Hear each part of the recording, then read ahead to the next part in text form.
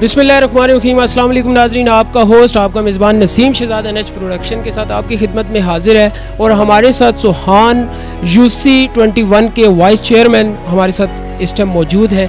उनसे कुछ फीडबैक लेंगे, वो अपने इलाके के लिए, अपने लोगों के लिए, जो लोग वोट देकर इनको इस सीट पर पहुंचाते हैं, उनके लिए उन्होंने क्या क्या इक़दाम किए हैं, उनकी ज़ुबानी आपको आज पूरी बातचीत बताएंगे। उसके अलावा यहाँ पे ट्यूबवेल का इफ्तिताह भी हो रहा है, यहाँ पे अली नवाज़ MNA भी आए हुए हैं और उसके अलावा ये मौजूद है। इसकी भी फीडबैक लेंगे कि ये क्या क्या आगे इक़दाम करना चाह रहे हैं। अस्सलाम वालेकुम जी। वालेकुम सलाम। कैसे हैं जनाब? अल्हम्दुलिल्लाह जी। सबसे पहले तो मैं आपका शुक्रिया अदा करता हूँ कि आप यहाँ पे आए और लोगों की और हमारी फीडबैक ले रहे हैं। सर, सबसे इम्पोर्टेंट चीज़ ये है कि आपने पॉलिटिक्स को खुद ज्वाइन किया या कि किसी मजबूरी के तहत आपको इसमें आना पड़ गया? इस तरह है कि तकरीबन 2000 के लगभग मैं शौक़ था वैसे भी, और ख़ास कर क्योंकि मैं इमरान खान का बड़ा क्रिकेट के हवाले से बड़ा उनको फॉलो करता था। जब वो पॉलिटिक्स में आए तो फिर दिलचस्पी बढ़ी और तकरीबन सन 2001-2 में मैं शामिल हुआ और शुरू से ही PTI में हूँ आज तक अल्हम्दुलिल्लाह। शुक्र अल्हम्दुलिल्लाह। अच्छा, सबसे पहले ये कि इस टाइम आप PTI की हुकूमत में तो वाइस चेयरमैन है, इससे पहले जो हुकूमत थी आपने उस टाइम पे ज्वाइन किया है पॉलिटिक्स को या अभी PTI की हुकूमत में?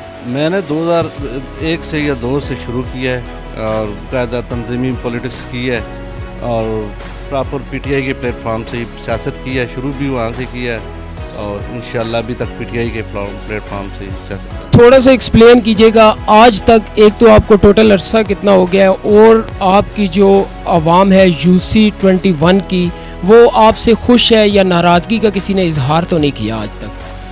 देखें, बुनियादी तौर पर हमारी यूनियन काउंसिल ये इस्लामाबाद में 50 यूनियन काउंसिल हैं और ये यूनियन काउंसिल ऐसी थी, हमारी ऐसी यूनियन काउंसिल है कि जो ज़िंदगी की बुनियादी ज़रूरत है ना, उससे महरूम थी।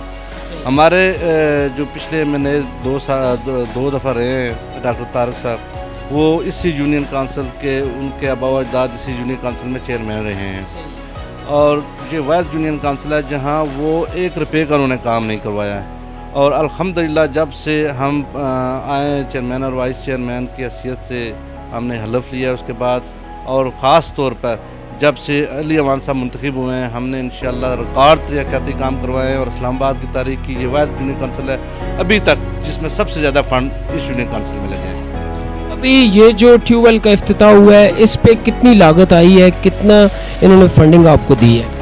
ये तकरीबन 1,76,00,000 रुपये इस ट्यूबवेल की हैं जो सिर्फ जाम मस्जिद के है। इसके अलावा हमने सुहान में भी एक ट्यूबवेल है, वहाँ पे भी करवा रहे हैं और तकनीकी काम तो बहुत से रोड हमारे बहुत से प्रोजेक्ट जारी हैं, उसकी भी मैं आपकी तफसील बता देता हूँ। ये जो ट्यूबवेल है ये कितने अरसे में कंप्लीट हो जाएगा? इसकी लाइनें जो है वो इस एरिया में कितना अरसा में बिछ जाएंगी?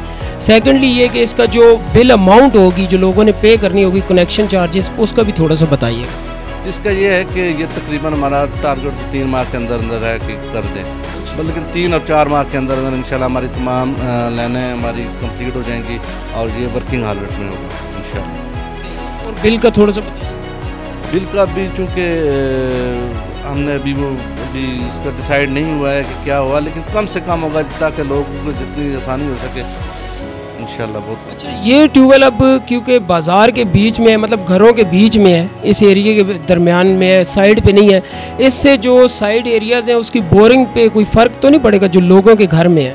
नहीं, इससे कोई फ़र्क नहीं पड़ता चूँकि हम एक साइड इस वजह से रखी है कि ये साइड जो है वो सबसे ज़्यादा हमारा जहाँ पे पानी की सबसे ज़्यादा मसला था। हमारा एक ट्यूबवेल नीचे लगा हुआ है, वो भी हमारा UC के अंडर है, एक इस वार्ड 6 में लगा हुआ है, तो ये जगह ऐसी थी जहाँ पे ये ज़रूरत थी। ये हमारी 8-10 मेन गलियाँ, इसमें बिल्कुल पानी की बहुत ज़्यादा प्रॉब्लम थी और हमने सबसे भाइयों से मशवरा करके ये जगह डिसाइड किया और जहाँ पे लगा। और ये यहाँ पे गलियाँ जो हैं ये 1 नंबर 2 नंबर 3 नंबर गली में काफ़ी लोग हैं जिन्होंने मतलब कहा है जी कि मेन गली पक्की हो रही है, उसके इस बारे में कोई एक्शन आप उठा रहे हैं या नहीं? ये इस तरह है कि चूँकि आपको पता है ये सारा एरिया बड़ा डैमेज एरिया है वो, और यहाँ पे एक गली का मसला नहीं है, यहाँ पे सब गलियाँ थी जहाँ पे काम ही नहीं हुए थे।